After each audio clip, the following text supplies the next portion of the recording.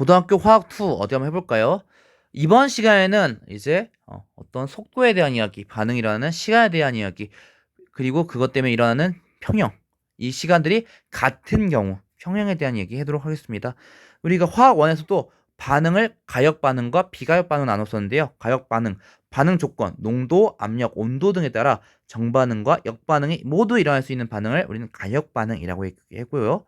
화학 반응식에서 양쪽으로 화살표가 나타나 있는 이 기호로 나타냈습니다.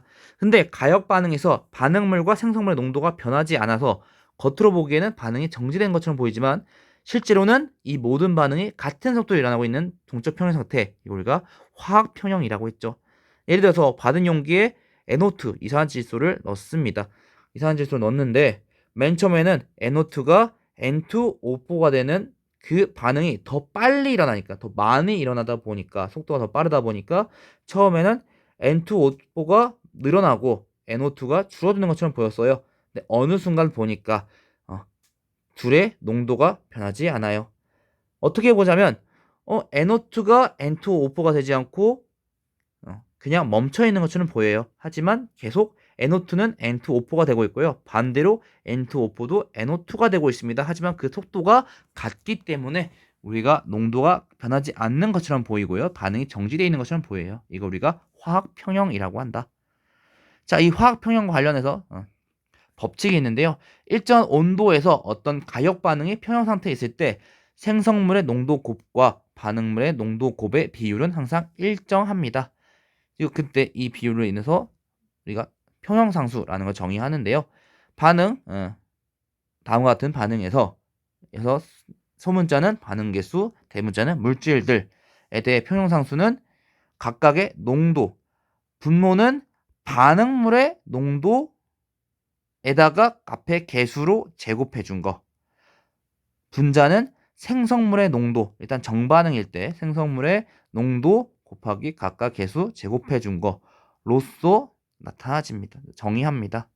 이때 평형상수는 온도에 의해서만 달라지고요. 농도, 기체, 압력에는 불변해요. 정반응 평형상수가 K일 때 역방향 평형상수는 그렇죠. 생성물과 반응물의 위치가 달라지니까 K분의 1 역수관계가 되겠죠. 고체나 용매, 순수한 액체 상태일 때는 평형상수식에 나타나지 않습니다. 고체인지 용매인지 이런 거든. 자, K가 1보다 커요.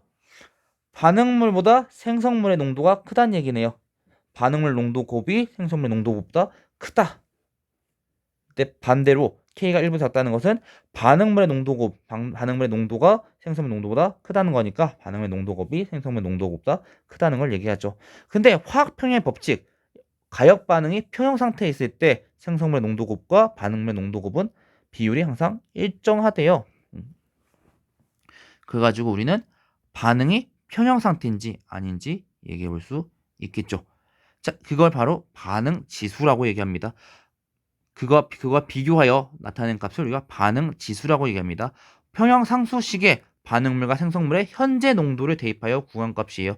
평형 상수는 평형 상태일 때, 반응 지수는 현재 농도가 어떻게 되느냐.